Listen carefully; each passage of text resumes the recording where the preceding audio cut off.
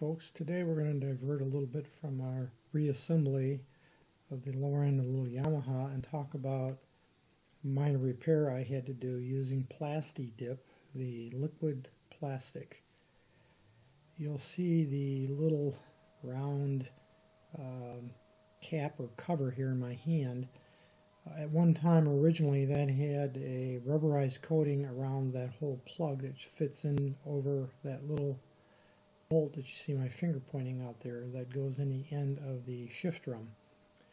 And that plug, the rubberized coating on the face of it, deteriorated to the point that it was flaking off.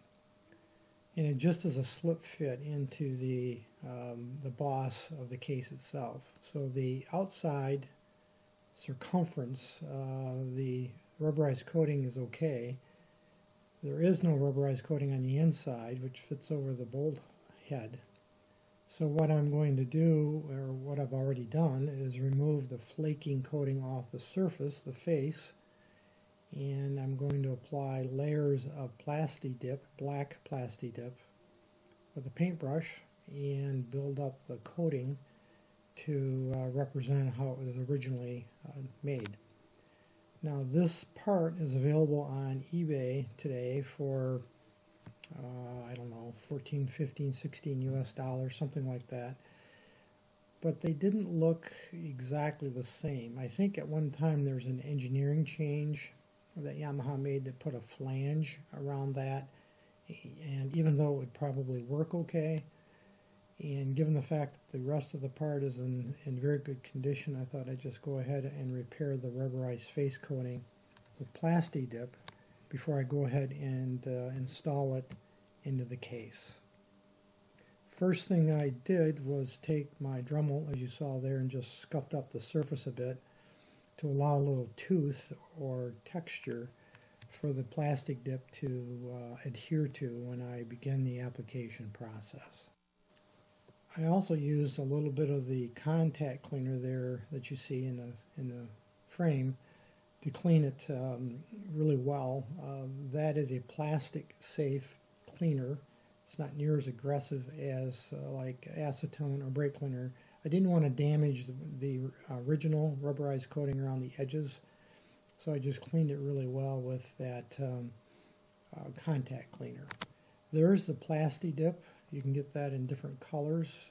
I don't know if it's available internationally, overseas. In Europe probably is.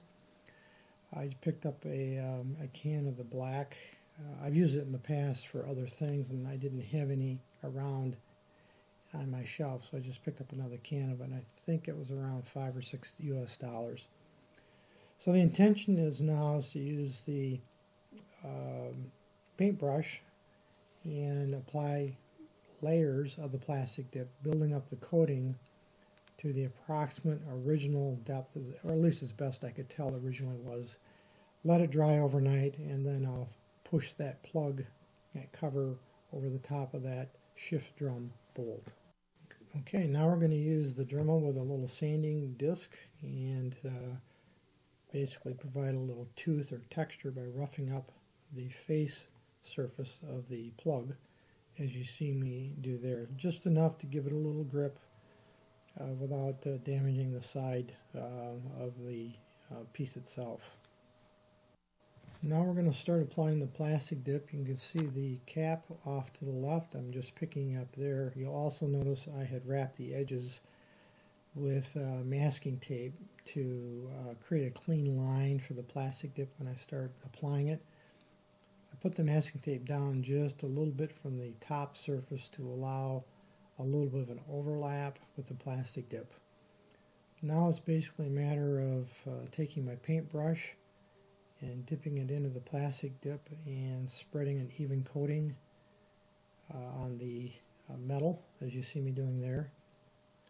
And I'll end up doing this, if I recall, around 7 or 8 times to build it up to the level I was satisfied with. I let it dry half an hour, 45 minutes or so between coats, sometimes maybe an hour, and went off and did other things in my shop and came back to it.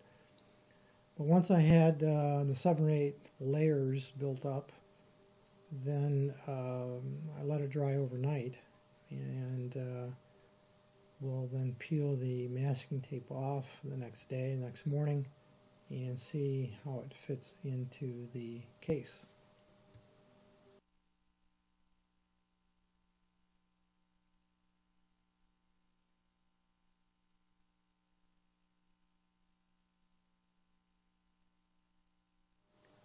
This material sets up quite quickly, actually, so the open time is relatively narrow.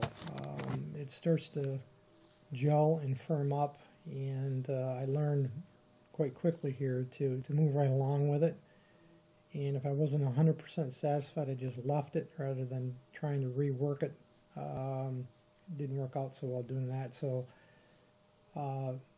I got a nice even layer on as quickly as I could, and then I just set it aside.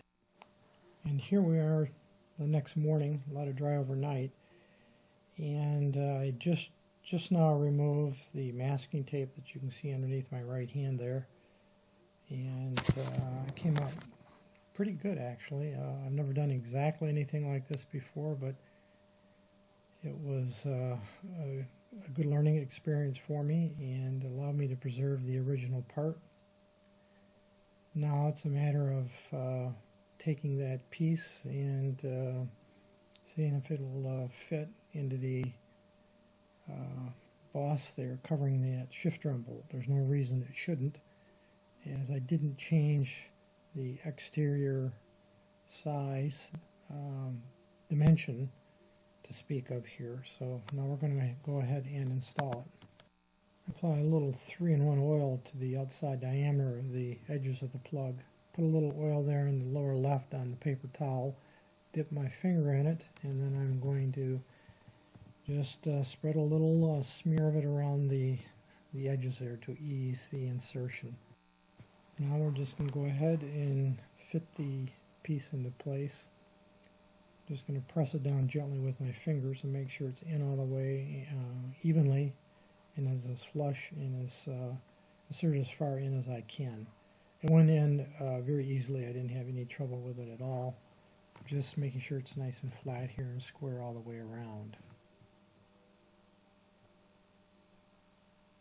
I'll just use a clean piece of paper towel and wipe off the face, make sure there's no residual oil left. Clean it up and give it a little wipe down and polish, and that's about it. It actually turned out quite good. It fit nicely, and now I can move on with the rest of the reassembly of the lower end. An up close view of the plug. Keep in mind that there's a cover that covers this whole corner section of the engine, covers the sprocket. So it actually won't be seen anyway because it'll be covered. So I did this as much for preservation purposes to protect the end of the plug as anything else at this point. Another thing I wanted to point out here, as you can see on my fingers, it appears that part of the case is broken away, probably by a chain failure, and it clipped and broke away a chunk of that lower case. There's really nothing practically that I can do about that, and as it didn't damage the case to the extent that it leaked or was had a crack, I'm just going to go ahead and leave it the way it is, and it will be covered by the outside cover that will cover the sprocket anyway, so it's really not an aesthetic or a structural issue. That's it for this video, folks. We'll continue on with the reassembly of the lower end in the next video series, and as usual, thanks for watching.